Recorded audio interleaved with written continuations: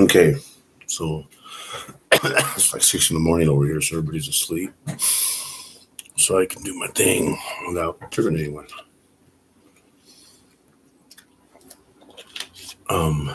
It's off with Matthew 13.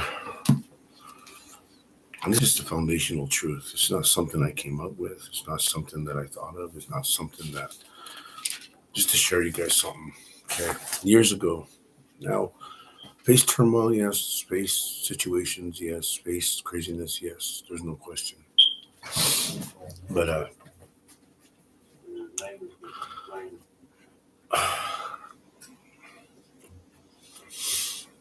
I never understood trauma. Never did. Now I know trauma. And it's funny because when the Word of God teaches, well, every one of us, if you're native or not, more than likely we have the same story. And it's funny because when I didn't partake of the craziness for a while, I see it and I go, wait a minute, this is so weird. So weird. Because it's foreign. It's kind of odd because when my kids and my mom and I were here together on the res, there was this young girl we were going to help. We are going to help her big time.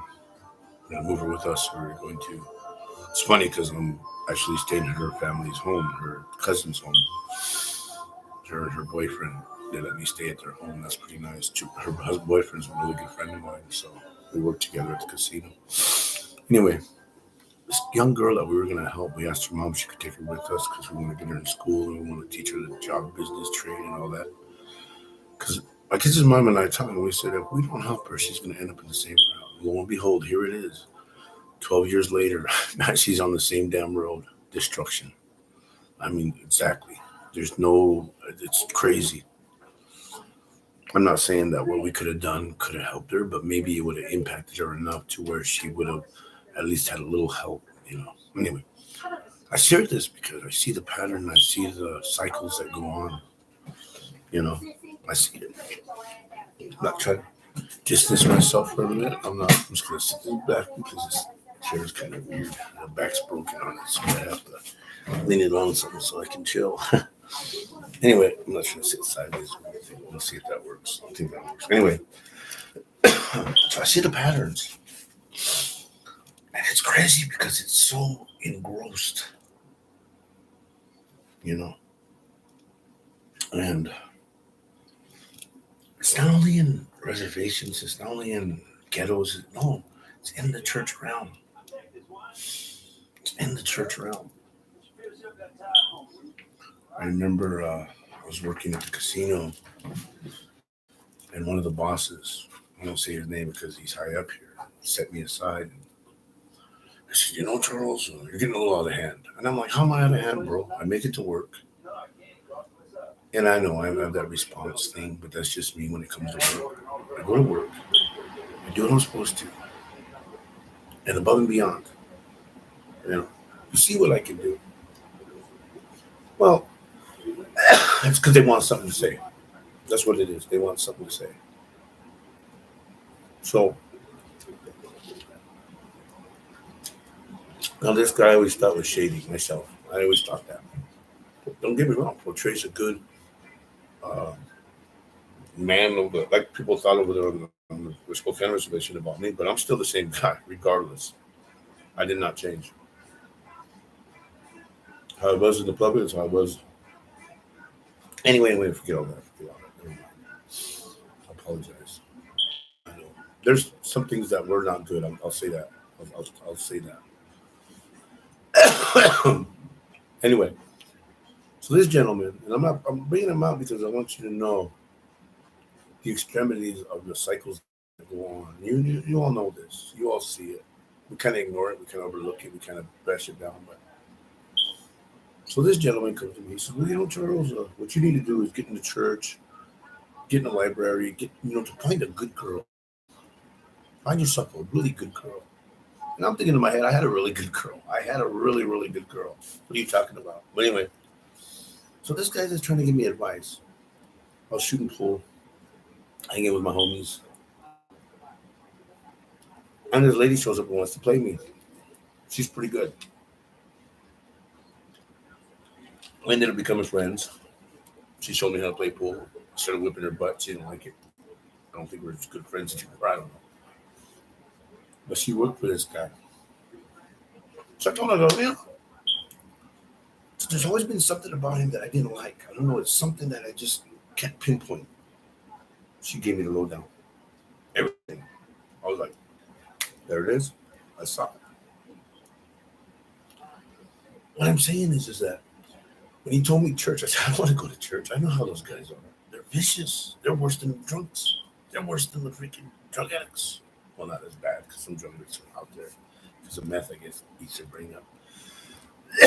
But it's crazy because this pattern, see? And let me give you an example. I'm sorry I'm going this far with this, but it's so true. I'm trying to kind of all over the place. But let me pinpoint it. The Jews, everybody on this earth would say, I would not have gone into those chambers. I would have left. I would have done this. I would have listened to them. I would have put that band. All this stuff that they see that happened. Do you know what's funny is that if everyone looked in their life at stuff they said they wouldn't do and they end up doing it, but not realizing they're doing it. Think about that. And this foundational truth, and I know, don't get me wrong. I questioned it, and I'm super faith guy, everybody called me. I'm concordance guy. I'm in your face, freaking telling you the truth guy. I've actually taken people, changed their whole demeanor. I'm like, just by not me. It's not me. Just by talking to him. Just by talking to him. I think I shared that story. I believe I shared it. I won't put into names of it. But I don't like lies. I don't. Not that I haven't lied. I hate when I do it. Thank God I'm not doing it. But I hate them. And I remember I was at this church. I won't put no names on this. No thing. I was at this church. And this church I pastored. And they brought a guy in, and the guy said, he preaches just like you. They always told me that. He preaches just like you, Charles. So you're going to get truth. No truth whatsoever. And it's funny because I can see stuff. I really can. I'm not saying I'm psychic. I'm not saying I'm clairvoyant. I'm not saying that. But I can see stuff. Pain, trauma, all that. I can look at someone and go, okay, this is what they're going through. I don't usually tell people this, but I can see it. Anyway,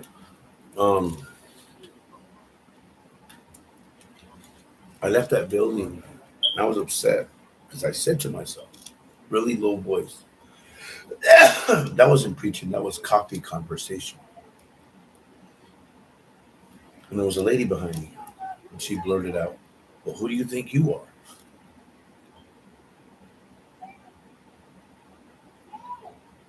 And I told this lady, I said, I may not know who I am, but I know who I'm not. And I'm not a guy who falls for baloney. I said, all that he said up there, I could have heard that over dinner. I could have heard that over coffee. That wasn't truth. And she told me this. She said, if you show me in the Bible what you're saying is true, I'll believe you. Oh, it's really weird. This is what's really weird about this lady. Young lady. She was young at the time. Really young. I seen her mind. I heard her words in her head. You ain't going to show me nothing. I know the Bible back and forth. I know that Bible. You ain't going to show me nothing. I heard this. I said, okay, I'll show you something. She didn't say it to her mouth. It was in her mind, and I heard it. But I didn't think nothing. And so we walked to my car, and I pull out my Bible, And because I jumped in, she was standing, the door was open. I sat in the seat, the front seat. It was a van, a friend of mine. She wants to be my friend now. Weird. She was over there, and I looked at her. I said, there's a storm in your heart. And I saw two looks on her face, and this is the truth. Because I saw it. It was like peace in the middle, but all around it, it was like a freaking tornado, just craziness. And the two looks she gave me was like within a millisecond of each other. Was one, she was actually no, it was the first one was, who the hell do you think you are telling me you know what's in my heart? The second one was, how the hell do you know there's a storm in my heart? And I said, but I'm gonna give you two scriptures, and you're never going to be the same again. You're never going to be the same again. You know. And when I shared these scriptures with her, the first scripture I gave her was 2 Corinthians 11:3. And I don't remember this stuff to try to talk to people or try to make myself smart or anything, but I shared it. But I fear, lest by any means, as the serpent beguiled Eve through his subtlety, so your mind should be corrupted from the simplicity that is in Christ. Man, she was just like, whoa, just blew her mind, you. Then I gave her another one. Hebrews 2:1. Therefore, we ought to give them earnest heed to the things which we have heard, lest at any time we let them slip away. That was it. Those two scriptures. I gave her a third one. I don't remember the third one, but I gave her three. But I was told two, but I gave her one more. But after that, her and I was just talking scripture. It was like a flood came out of her. It was interesting. Not only her, there's other people. So many people that I've talked to that totally just transferred their lives to other things. And this is when I learned that it's the importance of the doctrine of Christ.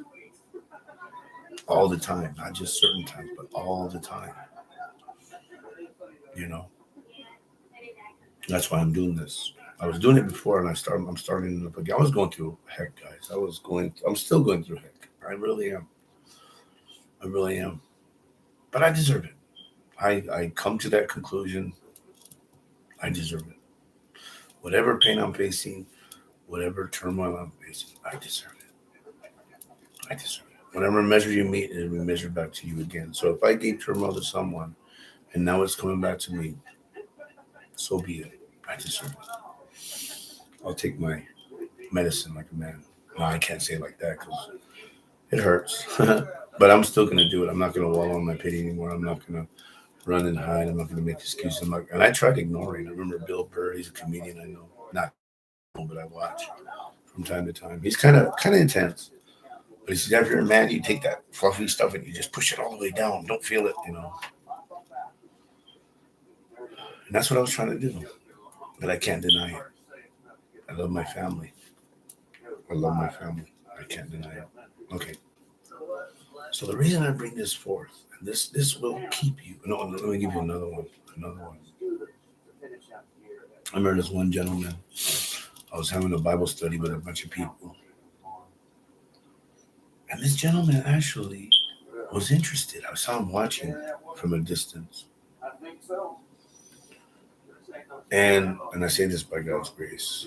Lord, I just thank you for, as I share this with the folks, that you take care of it. I'm just acknowledging before I do it. Thank you for letting me do it. Thank you for letting me share. Thank you for opening the hearts. Thank you for putting your word in. Thank you for bringing it to pass. By your grace, we praise you and thank you, Lord. Jesus Christ of Nazareth, amen. Okay. I usually don't do that. I usually don't. But I don't want him doing it, not me at all. I'm scared. I really am. I never used to be. I just take that sword. Not anymore. I want to watch what I do. I want to watch what I say. I remember this person too. This lady told me one time.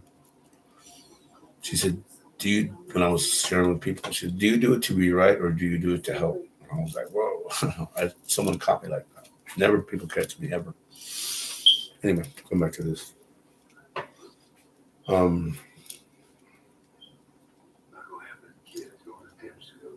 So this gentleman was watching, and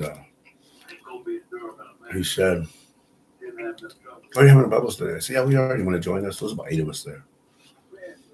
He said, "No, it's not for me." I said, "Oh, why is it not for you?" "Well, I believe in evolution." I said, "Oh. So you believe we crawl the ocean, turn into monkeys or some semi-monkeys or whatever it is? That's interesting." I said, "That's really interesting." I asked him, I said, "Where did you get your information from?" He said, "From a book." I said, "From a book? Wow. Me too. The Bible." He said, "But there's proof." I said, "There is." He said, "There's proof." I said, "Okay. You're there when they studied this proof? Did you watch them come to the conclusion they came to?" He looked at me. I said, "You weren't there, were you?" He said, "No, I wasn't." I said, "Oh, so you're taking it by faith that what they're saying is true because you weren't there when you." He said, "Yeah." I said, "Me too." I said, "But there's a difference.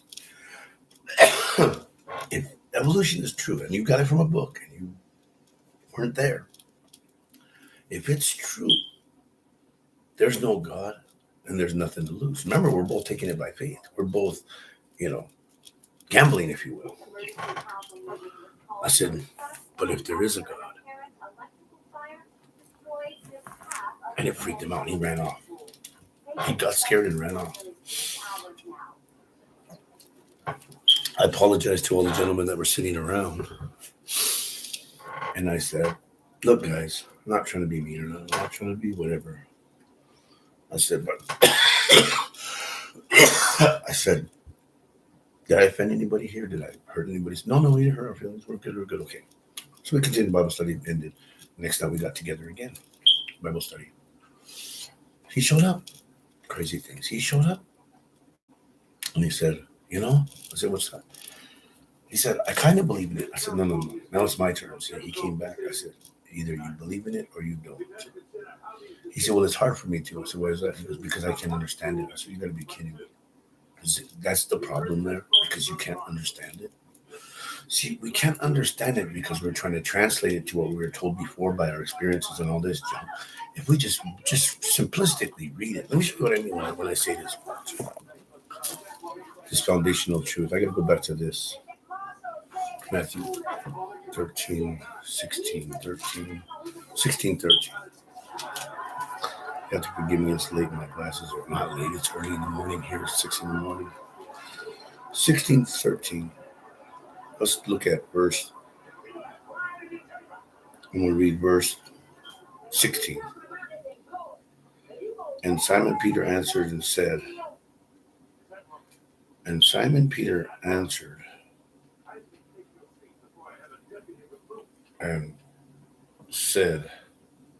"Thou art the Christ, the Son of the living God." How hard is it to understand? You are the Christ, the Son of the living God. It's not hard to understand.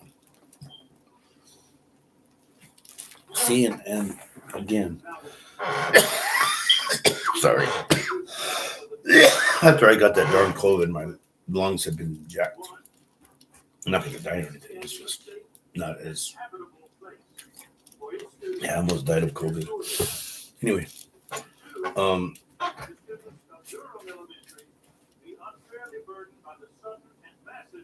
that's pretty easy to understand. I can show you so many scriptures. Anyway, so this gentleman, I said, "Dude," and I gave him this little example.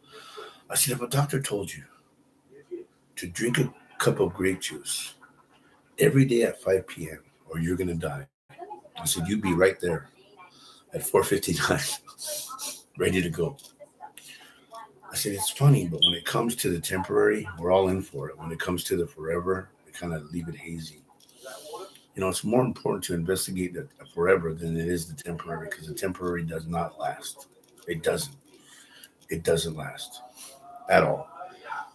All this will pass. The Bible teaches us. Even life teaches us that." Okay, let's go back to this now. So going back to that idea, and this is how strong things are, folks. This is how intense things are. Okay, just like at Jesus' time when he showed up to the earth, there was a lot of denominations and a lot of churches and a lot of belief systems. A lot of people believe in a lot of stuff. Jesus showed up and came up with something that no one ever heard before. That no one ever heard before. Some of the extreme statements that he made, I don't want to say rebel. I don't want to say that. I say confident because he knew who he is and he didn't need anyone to back him for him to be who he is. Period. He did not need that. I like the way he said that, I have power to lay my life down and I have power to take it again. This commandment I received of my Father. Now, you don't hear that. You don't hear that. You can look at a form of resurrection pertaining to, I remember I was watching the news one time. I always watch the news, by the way. And there was a gentleman who was going to jump off a bridge. When the guy stopped and he talked to him, finally talked him down. Form of resurrection. Because the guy's going to kill himself. The guy talked him out of it. He's not dead anymore. He's not going to die. 2 weeks later, he went out and killed someone else. And the guy that rescued him said, if I would have known that, I would have let him jump. And I mean, most people would say, well, yeah, because he killed someone. What I'm getting to is these things happen a lot. They go on and on and on. You can hear so many stories, so many fables, so many superstitions, all this stuff. Jesus comes along and says stuff that just blows people's minds. Straightforward. And watch. We left off from when he said, let me see here. When Peter made that statement, you are the Christ, the Son of the living God. It just came out of him. Let me show you what I mean. This is just a temporary thing, but it's powerful. But the words I love you are very powerful. And it's so funny because we say it to strangers. That's how people end up together. Nowadays, it's alcohol, drugs, and whatever else that goes on. But when people meet in a manner that is nice, if you will, without the influence of those things, because they shack up, they say, they snag, they one night stand, all this junk that they say. When somebody meets somebody and it's pretty cool, unless the intentions are wrong, I don't know. But when they meet up, they tell each other these words, and they're strangers. And it's funny because when they say it, it comes from their heart. They don't have to study it. They don't have to sit there and know this and that. It just comes out. It's a natural thing. And there's results of that. There's a family made. There's a house made. There's stuff made. There's stuff going on. There's care. There's all these things that go on. And that's what's so powerful. And that's just a temporary thing. That's just a temporary thing. Anyway, this is more so with him when he says, thou art the Christ, the Son of the living God. Now I'm going to give you something out there for you folks. You folks that make that statement. And I'm not talking about reciting a sinner's prayer. There's no such thing as that, by the way. No such thing as a sinner's prayer. That's stuff they came up with to try to get you into their building, into their organization, to say you're a number for them because I got this sinner saved, blah, blah, blah. That's not what I'm talking about. I'm talking about what Peter said. Thou art the Christ. Because he is. He is the Son of God. Jesus Christ is. There's no question about that. He is the Son of God. That's it. That's it. That's all that needs to be known. But I'm going to give you something else that goes along with it. That's pretty powerful. Here's what I'm going to clean my glasses. I can't even see these words. I'm going to give you a bigger print, I guess. Sucks when you get a little older. Sorry about my stomach. When you get a little older, because then stuff doesn't work like it used to. Man, I used to see like a hawk with one eye because I'm blind in one eye. I did. I used to see like a hawk. Dude, I used to paint. Draw. I still paint and draw. Don't get me wrong. Got to redo my whole. Yeah. I gotta do that. Okay, here we go. I gotta call this lady and find out about my artwork. I gotta hang it in her gallery. Okay. Here's what it says. This is First John. John's in the back. First John. Let me see here.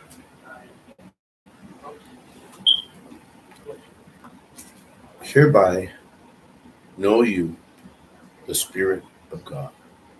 Every spirit that confesseth that Jesus Christ is come in the flesh is of God. Okay? Watch. Every spirit that confesses that Jesus Christ has come in the flesh is of God. What's this? That was chapter 4. That's not the one I really can't see too good. So, oh yeah, here it is. 5. Chapter 5. So, verse 1, 2, let's look at verse 4. For whosoever is born of God overcometh the world. For whosoever is born of God overcometh the world.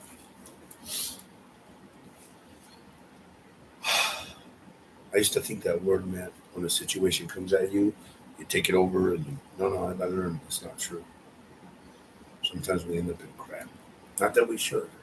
It'd be nice if we had each other where that wouldn't happen, but it happens. But when you're in a situation and you get out of it, that's overcoming. When you're something that you don't want to be in and you get out of it, that's overcoming. But you don't get out of it on your own power. It's like the prodigal son. Prodigal son ends up in junk, ends up sick, ends up with pigs, ends up in the worst. Then the Bible says this, he came to himself. He came to himself. You know. And it isn't something that it's our own power, if you will. Watch this. Who is he that overcometh the world?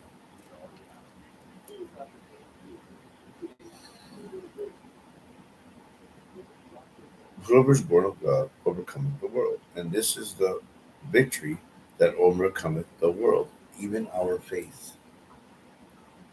Who is he that overcometh the world? But he that believeth that Jesus Christ is the Son of God. There it is. 1 John 5.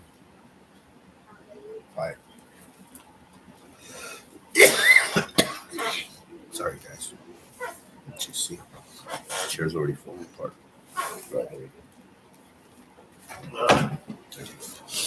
Okay. Who is he that overcomes the world? But he that believeth that Jesus Christ is the Son of God. That's how you overcome the world. See? And it's hard, I ain't gonna lie. I mean, I pray that everybody doesn't go through what I've been through and hangs on and trusts in God no matter what and all that stuff. I pray that. You know? I thank God that His grace is always here. That's what I pray. Thank God for. Because I can take two options. I can listen to what everybody's saying. I can look at my circumstances. I can look at people that say they love me, that point at me, and say bad things about me. Really bad things. And go with that. Or I can look at God's word and say, okay, I'd rather go with what you say. Yours is so much easier, you know? Because it'd be easy. It'd be so easy. That's what I was wallowing in my pity, or wallowing in pity for, you know? But no, I'm not defined by what the world tells me, or even myself, or even my actions. I'm not saying I don't take responsibility. I take full responsibility for everything. It's just circumstances that go awry. I can't do that. I can't do that. I can't do that. Oh, okay. Anyway, so Peter answers and says, well, again, I'm not trying to dispel, or I'll share the story with you guys sometime. I'm just waiting on God. That's all I'm doing, waiting on God. I'll share the story with you guys sometime. It's a crazy story. Oh my God, one of the worst, craziest stories I've ever been in my life. It's so funny because huh, I guess that's how interesting it is. Anyway, let me get back to this. Thou art the Christ, the Son of the living God. And then Jesus tells him this. Blessed art thou, Simon Barjona, for flesh and blood have not revealed this unto thee, but my Father which is in heaven. So what that tells us, and it hits me a lot sometimes, it still hits me, that when you make that statement, it's God that told you that. Period. It isn't a ministry. It isn't a minister. It isn't a book. Really. It's God telling you that. It's God. Of course, through His Word, there's no question about that. But it's God telling you that that's His Son. Wow. And to prove it, I won't go into Scripture right now. I'll go later, just to give you something, because it's already half an hour. I did it half an hour. Maybe longer next time. I don't know. But when you look at the testimony, because that's what the testimony is. The testimony isn't what God did for you. I'm sorry. That's not the testimony. When God does something for you, you won't have to say what God did. What God did for you will speak for itself. Period. Okay? Like I could tell you, He healed me from COVID. I was dead. I was dead. I was dead. And He healed me from that. My cousin died. My other cousin died. My other cousin died from COVID. And I know some of you COVID deniers, if you're listening, I understand. I totally understand. Safer to ignore, safer to be like that than to look at it head on. I understand that. Totally understand. But I'm just letting you know I had it. And I almost died from it. They were told me I was going to die from it. I didn't. I'm here. And I got thrown out. And I was suffering. Oh my God, I couldn't do anything. I couldn't believe I was told that I was a threat. When in fact, you pushed me down, I would have fell. I was on an oxygen thing. I couldn't have done anything. But that's what was given to me, and I deserved it. I deserved it 100%. I looked at it, I thought, yeah, I deserve that. I deserve to be ousted. I deserve to be where I was. I'm not there anymore, thank God. I'm not there. I'm not going to say I'm stronger, but I'm understanding to the fact that I was a very nice guy. So whatever I got, I deserved. Yeah. Okay.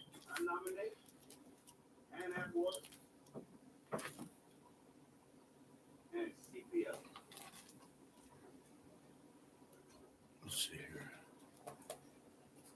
And I say unto thee, thou art Peter. So he tells him again, he's letting him know who he is, the identity. He's telling him, I know who you are.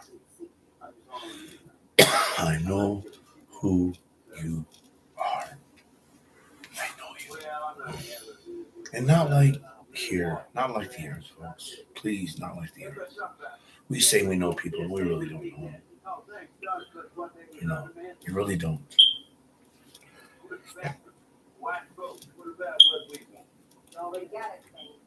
And when he says he knows you, that's exactly what that means.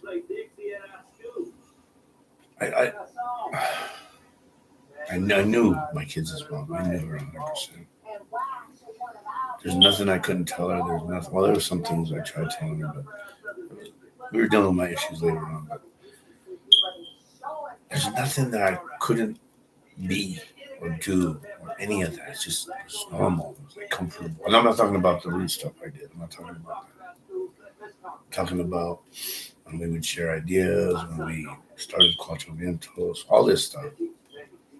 I mean, we fought at first. There's no question. I can't talk about it. So I can't. But Let me try another example. Let me see. I'm trying to find somebody that I know that I can just be me. I mean, I'm like that with everybody. I'm me with everybody. It's just to where people don't get offended. I'm trying to think that. Not even my buddy Roman. No offense, Roman. It's Roman. He thinks I say something and he gets upset with me and blah blah blah. And they can smack it and all that. I think it was someone else. Dang, I don't have nobody. Wow. See, heavy duty.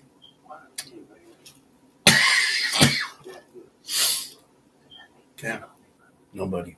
Anyway, so let's adore some of our John for flesh and blood have not revealed something to my Father. And then he says, this, and I say unto thee, thou art Peter.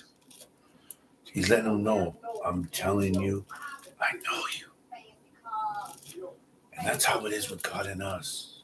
There's no distance. There's no act you must do. There's no certain way you got to be. There's none of that, folks. I'm telling you right now, most of the stuff that people adopt to put themselves in a situation of being a slave, of being guilt, of all that, is stuff that they were told by someone else. There's God will bring you out of whatever you're in. God will correct you if you need correction. It isn't man that corrects you. It isn't yourself that corrects you, because there's a lot of people that stop this and stop. I met many people that said, well, I quit cussing and I quit drinking and I quit drugs. But they're mean as hell. And it's like, dude, go back to that. At least you were nicer when you were doing that. You know what I mean? Anyway. And I say unto you, Peter, and upon this rock I will build my church. So what happened with the Catholics went and they said, oh, Peter's a stone, so he must be no, he's not building that on a man. He's building it on that statement. Jesus Christ is the Son of God. That's what God built his church on, not a man. That's what Catholic thinks. Cephas is a stone, so Peter's the rock, so Peter's the Pope. Baloney. That's a lie. I'll tell you that right now. Sorry, Catholics, but that's the truth. He built it on that statement because nothing can stop Jesus Christ from being the Son of God. Popes change. Ministers change. Ministries change. Jesus Christ never stops being the Son of God. And when you base everything on that and that alone, there it is. Base your health on that, base your sickness on that, base your wealth on that, base your poorness on all that can be based on that. Anyway, I'm going to stop now. Somebody got up, so I don't like to offend people. So anyway, God bless you. Thank you for watching. Have a good night. Bye. Good morning. Bye. End stream.